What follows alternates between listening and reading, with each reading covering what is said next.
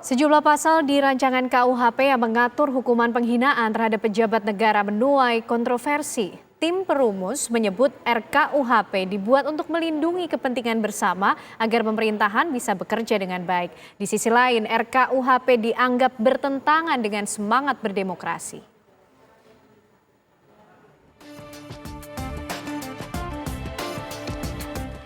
Rancangan KUHP yang akan disahkan Juli mendatang banyak disorot berbagai kalangan. Di antaranya ada sejumlah pasal yang dinilai mengancam masyarakat yang kerap mengkritik pemerintah. Pemerintah sepertinya akan semakin tegas dalam menindak siapapun yang melakukan penghinaan.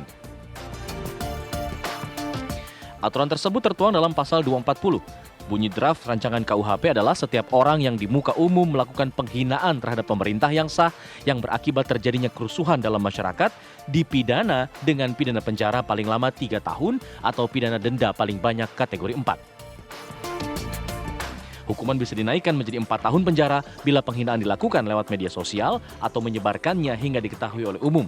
Hal tersebut tercantum di pasal 241. Belum lagi rencana dihidupkannya kembali pasal penghinaan terhadap presiden dan wakil presiden yang sebelumnya sudah dibatalkan Mahkamah Konstitusi. Tim perumus menyebut RKUHP dibuat untuk melindungi kepentingan bersama agar pemerintah bisa bekerja dengan baik. Sementara soal penghidupan pasal penghinaan terhadap presiden kali ini dibuat sebagai delik aduan. Kalau Anda mengatakan bahwa seseorang itu tidak perform dalam tugasnya, tidak baik ya, dan Anda menunjukkan bukti-buktinya, itu kan kritik. Tapi ketika Anda mengambil analogi dengan menyebutnya sebagai nama-nama binatang atau kemudian bersifat penghinaan kepada tadi disebutkan fisik ya, itu kan sudah bukan kritik, itu penghinaan ya. Dan memang di sini tadi disebutkan oleh Mahkamah Konstitusi dibatalkan pasal 134 yaitu penghinaan presiden sebagai suatu delik biasa. Delik biasa itu artinya tanpa diadukan oleh si korban, oleh presiden atau wakil presiden, maka aparat penegak hukum itu dapat melakukan proses peradilan pidana. Akan tetapi di dalam pasal 218 yang dirumuskan kembali, ini disebutnya adalah merupakan suatu delik aduan. Jadi kalau tidak diadukan oleh yang bersangkutan itu tidak merupakan suatu tindak pidana, tidak bisa diproses. Sementara bagi pengamat politik, tujuan dirumuskannya RKUHP soal penghinaan terhadap pejabat negara ini patut dipertanyakan karena bertentangan dengan semangat demokrasi. Pada saat sudah berkuasa ternyata tidak deliver apa yang menjadi amanat dari konstitusi, rakyat pasti kemudian akan mengkritik ya, dan di dalam mengkritik apalagi mahasiswa kayak gitu ya, buruh dan sebagainya. Dan sebagainya, bagaimana mengharapkan yang tadi. Yang kedua, tujuannya apa? Siapa yang akan jadi target? Rakyat kepada penguasa. Tapi kalau penguasanya yang suka menghina rakyat bagaimana? Ya kan? Kan ada itu penguasa yang menghina rakyatnya, katanya rakyatnya bodoh sehingga menghadirkan TKA dan sebagainya. Dengan sorotan publik yang menguat, bola panas kini berada di tangan DPR yang dijadwalkan akan mengesahkan RKUHP ini. Akankah DPR mendengar keresahan publik dan meninjau ulang atau tetap mengesahkannya sesuai jadwal Juli nanti? Tim TV One mengabarkan.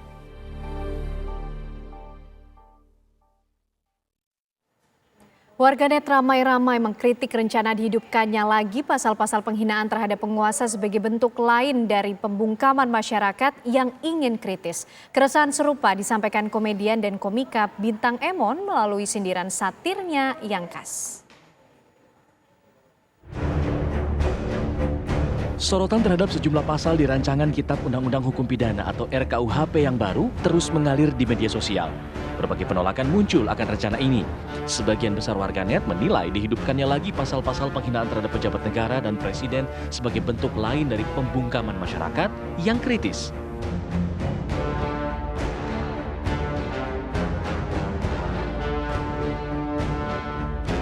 Keresahan serupa disampaikan komedian dan komika yang terkenal kritis Bintang Emon. Ia membuat argumentasi disertai sketsa yang menyindir dibentuknya RKUHP tersebut. Berikut ini. Gue setuju dengan pasal ini kalau yang dilakukan adalah penghinaan yang semua sepakat kalau itu penghinaan. Kayak jaksa tuh lembaga negara tuh.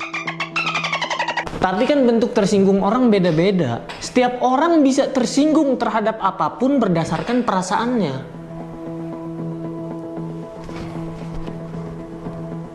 Ngapain kamu ngeliatin saya? Kamu ngina saya? Tangkap! Pak, saya nggak menghina, Pak! Kalau emang nggak salah mah majuin aja bang ke meja hijau.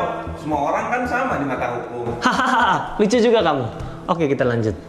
Terus bunyi pasalnya juga nggak jelas. Bisa aja buat kita kritikan, tapi buat mereka itu hinaan. Yah, jabat doang, kerjanya kagak bener. Hah? Kamu ngatain saya nggak bisa kerja? Suruh siapa? Ini nggak ada yang viral, hah? Suruh siapa? Tangkap! Pak! Pak! Setahu gua, undang-undang apapun dibuat berdasarkan kepentingan rakyat. Nah, pasal ini tuh untuk kepentingan rakyat atau kepentingan wakil rakyat? Kebaca lagi. Kalau emang tujuannya untuk menjaga nama baik, saran saya Pak, fokusnya jangan di menjaga, tapi di nama baiknya dulu. Yakin banget Pak, namanya udah baik sampai harus dijaga. Coba ini disahin pas dia lagi ngedit. Lumayan nih dapat 1. Tim TV One mengabarkan. Ngapain kamu ngeliatin saya? Kamu ngina saya? Tangkap! Pak, saya nggak menghina, Pak!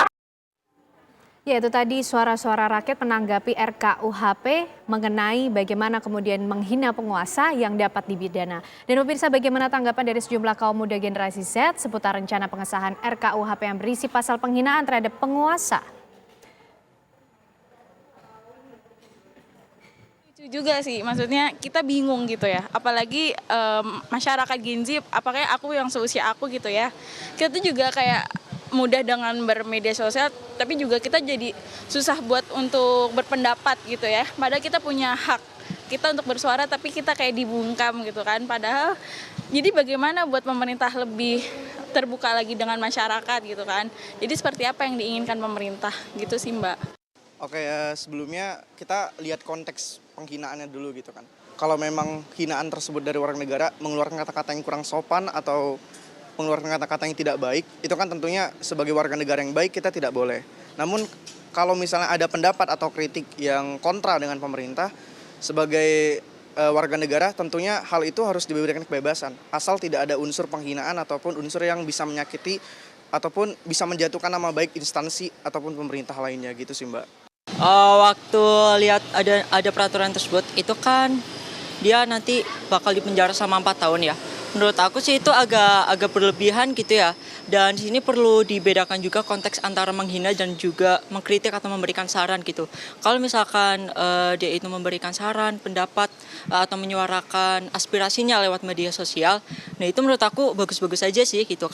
Karena itu kan salah satu keuntungan media sosial saat ini gitu.